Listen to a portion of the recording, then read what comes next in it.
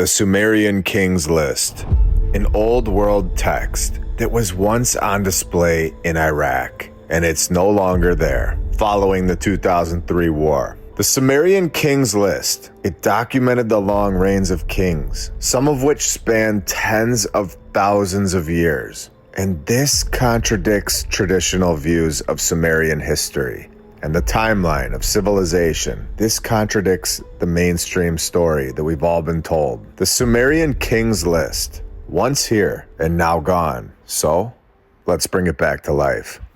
In order to do this, we have to go back to 2003, where we see that during the Iraq War, 15,000 artifacts were taken from the Iraqi National Museum. 15,000, many of which have never been recovered. Among these items were tablets and inscriptions related to the Sumerian Kings List, noting that some versions of the Kings List from Iraq are no longer accounted for. They were here in 2002 in Iraq in a museum and are now missing. We are told that the most complete version of the Sumerian Kings List is safe and not missing.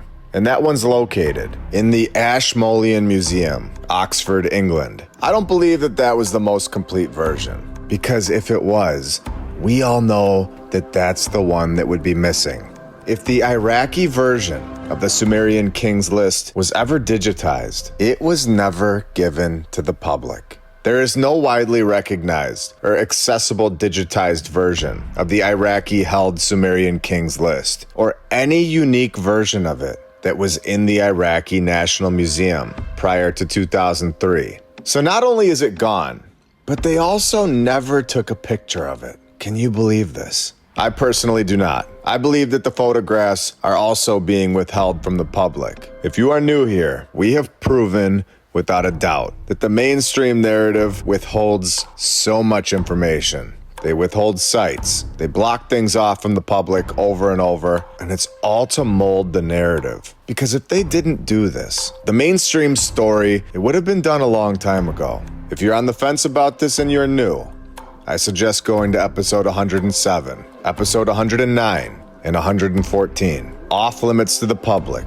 Part 1, Part 2, and Part 3. These episodes fully expose this. On the 13th of April 2003, when I went back to the museum, it was something like as if a hurricane had hit. Completely everything was destroyed. All the documents were on the floor. All the equipments were stolen. And what about the museum itself? It had really a catastrophe. Because the looters were inside the galleries, the looters were in the storerooms. And for me, that was the first time in my life to see a museum being looted in that way. It had been ransacked completely. What they could not take, they smashed. During the fall of Baghdad, and what we saw of these horrible scenes of the looting all over the city, and what happened to the museum, this was not the only thing. Personally, I believe that this so-called looting in Iraq was just this group. They were going in there and removing the 15,000 items from the public. And they did this, where we also know that there were so many more than 15,000. They were undocumented items. We've seen in the British Museum how they have 7.92 million items that are not being shown to the public. So could you imagine how many items were actually in the Iraqi National Museum? It was a lot more than 15,000. They were undocumented items in terms of being digitized, and they obviously knew this. The truth is always out there. This is a game, in my opinion. There are keys, and there are clues, and we've unraveled so many of them. So let's go deeper. Samuel Noah Kramer, a supposed 1900s expert in Sumerian history and Sumerian language, where he transformed the field of Sumerian history and wrote a book called The Sumerians, Their History, Culture, and Character, which I'll post the link to this on X For anybody who wants to read this 385-page book, I'll post the link. This book was written in 1963 and is one of the only surviving documented accounts of the Iraq version of the Sumerian Kings List. And after fully reading it, we have unlocked so much more. Before diving into this book, we have to understand that the Sumerian Kings List tablets that are now a part of the Oxford collection in England were acquired in the 1800s yet again. Our timeline over and over. They were taken from Mesopotamia, which is modern-day Iraq, and they're now in England. These excavations were typically funded and directed by institutions in Europe and the United States. And then you have to ask, who was it that went into Iraq in 2003 and took these 15,000 plus items? Can you all remind me? Who went back to Iraq basically 200 years later? Who was this? This country was the most prominent European ally of this country in the Iraq War. The Oxford version of the Sumerian Kings List was found in 1922. I think they thought they found the whole thing and made a huge mistake because following the Oxford version's discovery, the Iraq version was then discovered. And then just 70 years later, the Iraq version goes missing and it's gone forever. Stories on how to live forever, or at least for thousands of years. Who would be interested in this kind of technology from the old world? It's very interesting. What a terrible mistake in the 1920s, leaving too soon and allowing Iraq to hold some of the most powerful information in the world, the Sumerian Kings List. With the same two groups involved in the 1920s and the early 2000s, what are the odds? Gilgamesh asks Utnapishtim for the secret to immortality in the Epic of Gilgamesh. He later reveals the existence of a plant that can restore youth. In episode 109, we located the Epic of Gilgamesh. We know that it's located in the British Museum. It was transported there and is kept stored away. And today, we find out that Samuel Noah Kramer's 1963 book, The Gilgamesh Stories, are discussed in the Iraq version of the Sumerian Kings List so many times. And we are just getting started today. Welcome to episode 115 of my lunch break. I hope you're all having a great day. And if you're new, welcome.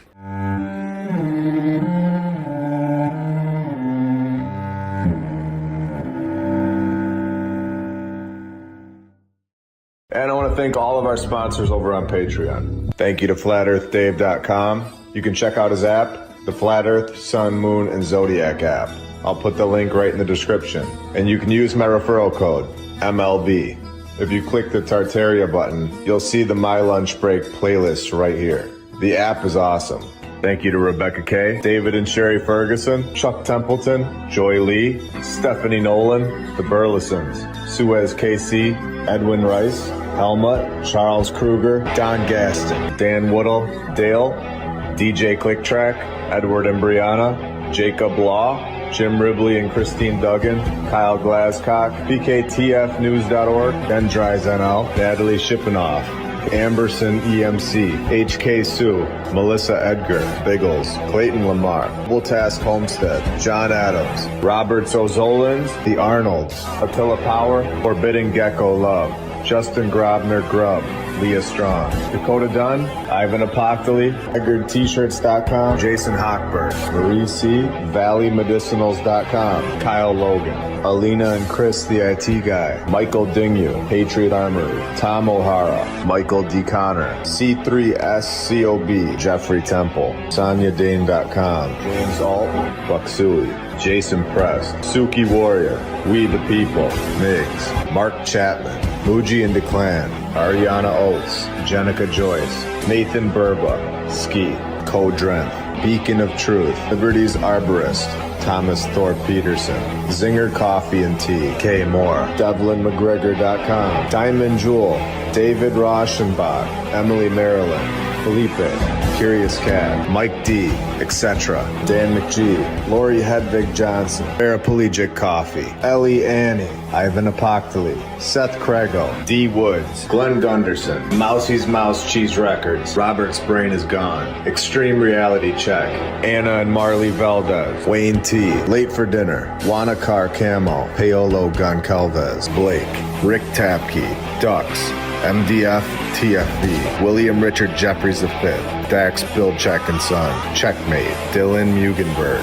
Leonard Insalacro, Robert Petro, Katz Hill, Susie Q, Yark 143, Sven Eric, Janet Elizabeth, Dr. Mom, Carrie, Kitty Kitties, Making Eagles, GOL, I'm Patriot, Doc Halo, Muji and Declan, Papa One, Kenneth Putt, Frizz Tickle, Brenna Fernandez, Paraduction, Jack Kramer, Henry's Mom, Necrodemonics, Charmstar, A&W Kerrigan, Tim Skin, Rod Wah, Lucy, The Lady Lacey Show, Shibba Shaba in the Darkness. You guys are all awesome and helping this channel out a lot. On page 60, we see that they were doing something in the 1960s. According to the King's List, Gilgamesh was a ruler who became the supreme hero of Sumerian myth and legend, where we know at this point that these aren't myths and they are not legends. These are literal text from the old world, in my opinion. Gilgamesh became a hero par excellence of the ancient world, the old world, the previous civilization, with an endless drive for fame, glory, and immortality, to such an extent that he has been taken by modern scholars to be a legendary figure rather than a real man and ruler. Modern scholars saying that he was a legend and not real, where we know that he was real because they were looking for him in the 1960s. Going on to say, although there is some hope that the excavations now being conducted in Erech may uncover some sooner or later the major city in Sumer, present-day Iraq, the location that Gilgamesh was said to rule. In 1955, they found the Tumul inscription, a 10-line inscription that explains Immobrigisi and Gilgamesh both lived during the same time. Archaeologists have already discovered that Immobrigisi was a real individual.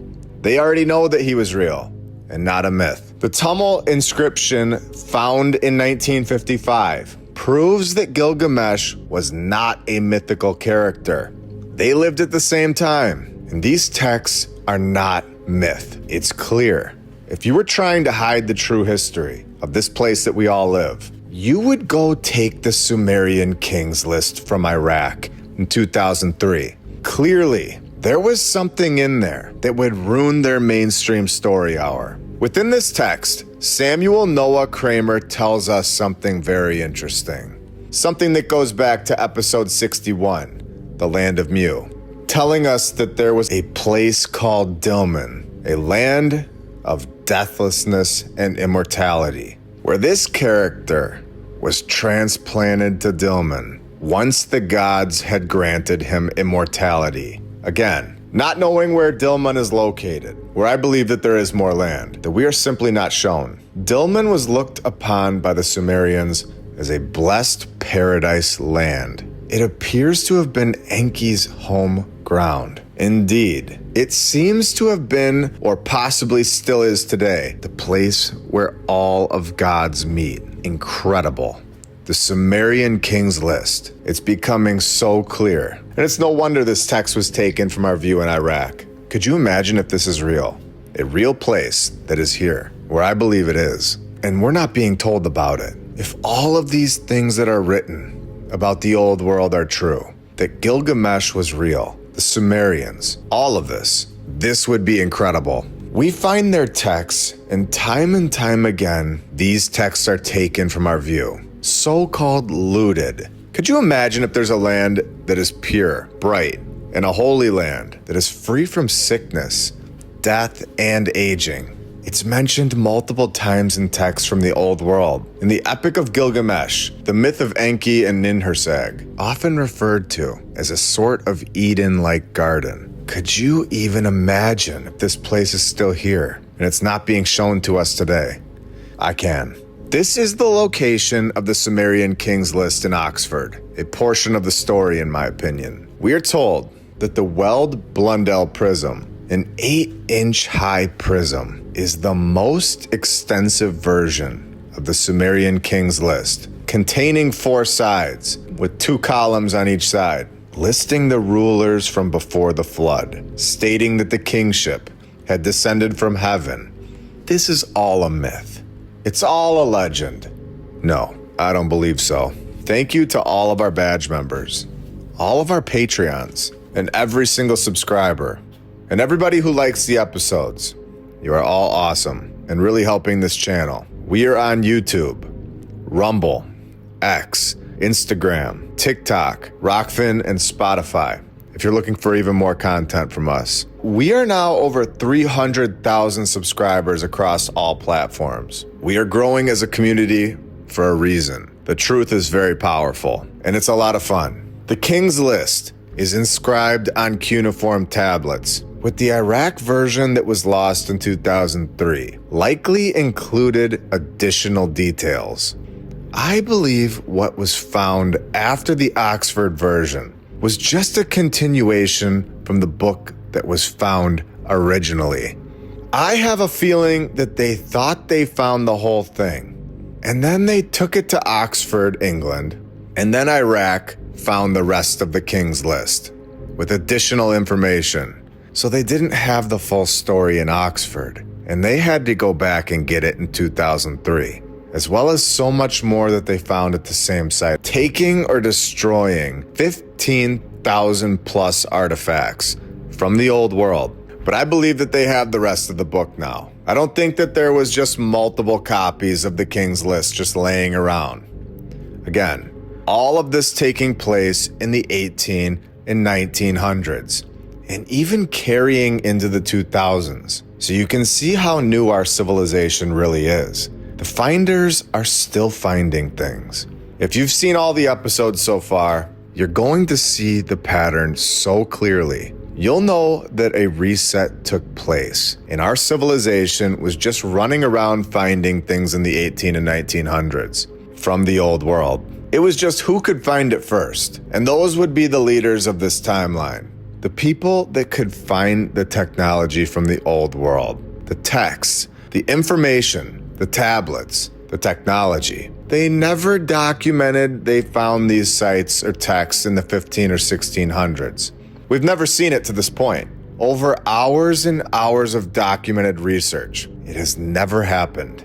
On page 328, titled Sumerian King's List, it goes on to tell us what was on the Iraq version, the one that is now gone forever, the one that no picture remains of it. Samuel Noah Kramer, he told us in 1963 that the Sumerian King's List told all of us that Eridu Alalim reigned for 28,800 years as king. Alalgur reigned for 36,000 years, with 3 more individuals reigning for 108,000 years, and a grand total of 8 kings, spanning a total of 241,200 years, with a flood then taking place.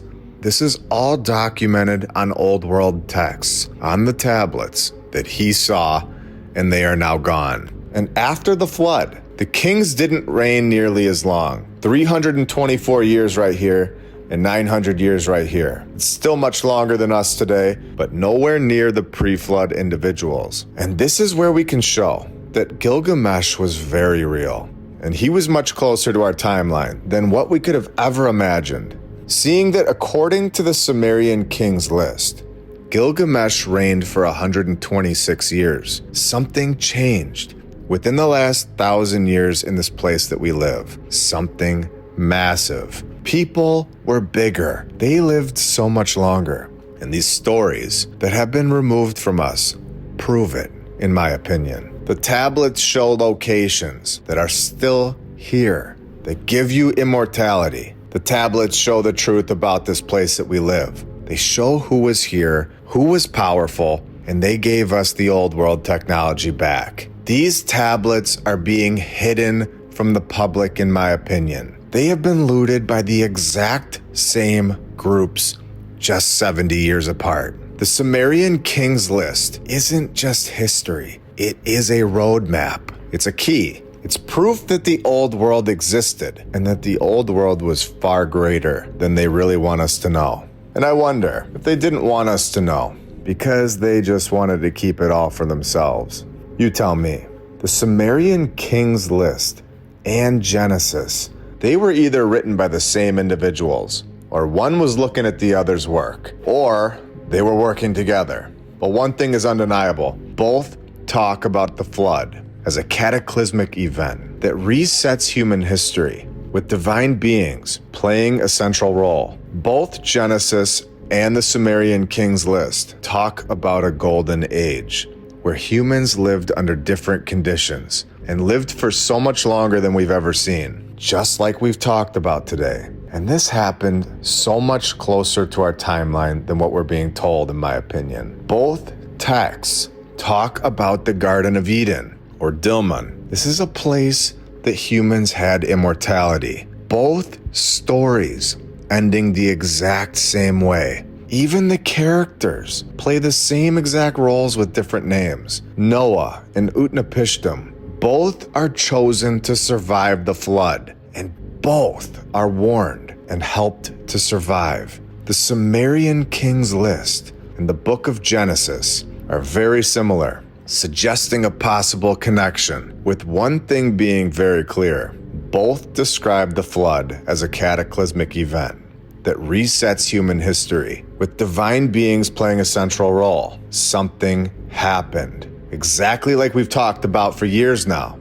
A reset, and I don't believe it was thousands of years ago. I believe it was so much closer to our timeline than we could have ever imagined before. These stories give us incredible insight into our true history, as well as our questions about life and our purpose, with one being removed in 2003.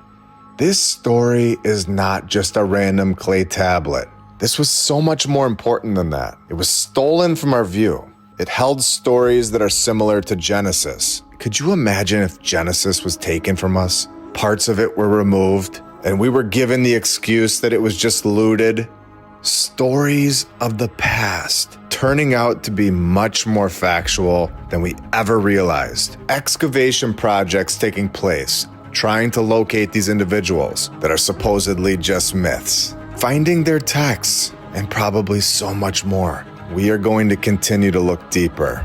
We are going to continue to question everything. We are never going to stop researching for the truth, because the past is not gone.